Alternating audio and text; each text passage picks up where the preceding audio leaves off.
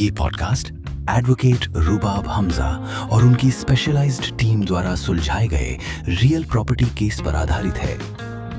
Legal legacy में आपका स्वागत है। आज हम एक बहुत ही दिलचस्प केस स्टडी पर बात करने वाले हैं। सोचिए, एक एनआरआई है अमेरिका में। मुंबई में उनका एक फ्लैट है, लेकिन सारे कागजात कहीं खो गए हैं और वो भारत आ भी नहीं सकते। फिर भी उन्हें ये फ्लैट बेचना है। ये कहानी है दिलीप मेहता की। तो सवाल ये है कि भाई, बिना कागजात के, बिना भारत आए ये बिक्री आखिर हुई कैसे?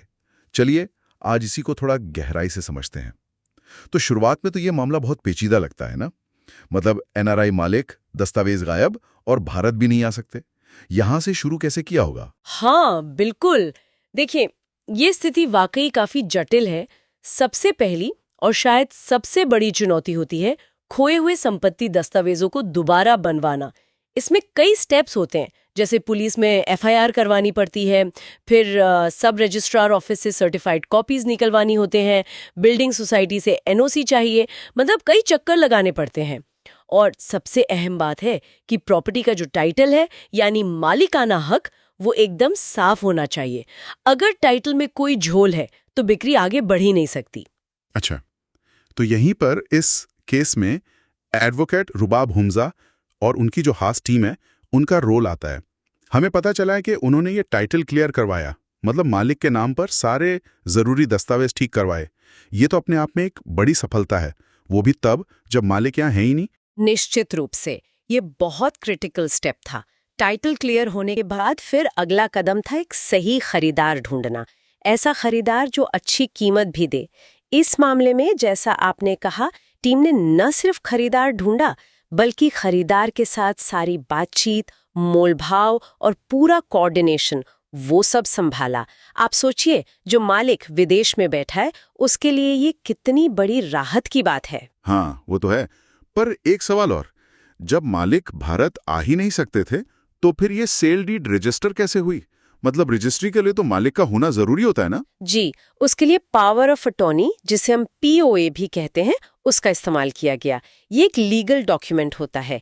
इसके जरिए मालिक अपनी गैर मौजूदगी में किसी भरोसेमंद व्यक्ति को, या जैसे इस केस में लीगल टीम को, अपनी तरफ से कार्रवाई करने का अधिकार दे देता है। तो टीम ने विक्रेता की ओर से पीओए ली और रजिस्ट्री के लिए सारे जरूरी कागजात तैयार किए। अच्छा, तो मतलब टीम ने ही रजिस्ट्री ऑफिस जाकर सारा प्रोसेस पूरा किया विक्रेता की जगह पर? हाँ बिल्कुल, रजिस्ट्रेशन की पूरी प्रक्रिया टीम ने संभाली। और इतना ही नहीं, विक्रेता की तरफ से बिक्री की जो रकम थी, वो लेकर उनके भारतीय बैंक खाते में सुरक्षित जमा भी करवाई।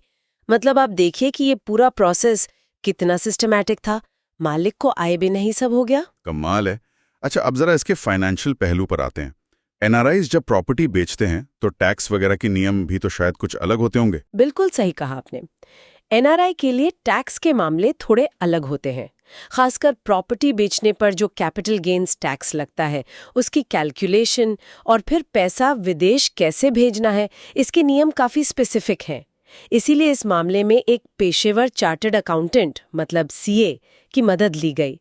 सीए ने न सिर्फ टैक्स की सही गणना की, बल्कि सारे अकाउंटिंग और टैक्सेशन की जरूरतें पूरी की, रिटर्न्स फाइल किए, और फिर अंत में जो बिक्री की रकम थी, उसे कानूनी तौर पर विक्रेता के अमेरिकी बैंक खाते में ट्रांसफर करवाने में भी पूरी मदद की।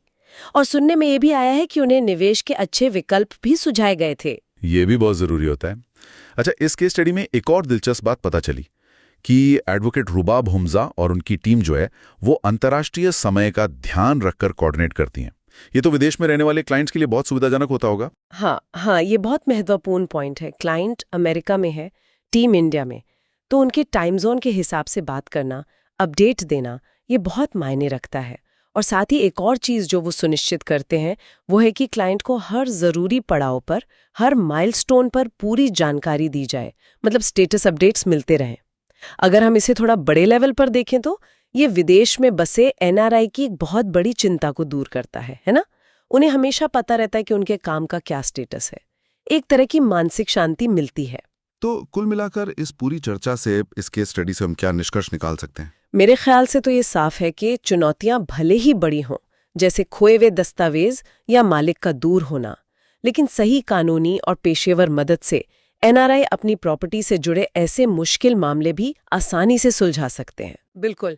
और यहाँ एक बात और सोचने वाली, आज की दुनिया में ग्लोबलाइजेशन के दौर में जहाँ लोग एक देश में हैं और प्रॉपर्टी दूसरे देश में, ऐसी इंटीग्रेटेड सेवाओं की ज़रूरत कितनी बढ़ती जा रही है। और ये भी सोचना चाहिए कि एनआरआई को भारत में अपनी प्रॉपर्टी मैनेज करने में और कौन सी ऐसी कानूनी या लॉजिस्टिक दिक्कतें आती होंगी जिन पर शायद अभी उतना ध्यान नहीं गया है। ये एक विचार करने वाला बिंदु है। अगर ये एपिसोड आपके लिए प्रॉपर्टी से जुड़े कानूनी मुद्दों को आसान बनाता है तो इसे उन लोगों के साथ जरूर शेयर करें जिन्हें इसकी जरूरत हो। हम आपके विचार, कमेंट्स, सवाल या केस एक्सपीरियंस भी सुनना पसंद करेंगे। और हाँ, रुबाब हमजा और उनकी टीम के और केस सॉल्यूशंस के लिए फॉलो करना ना भूलें। Thank you.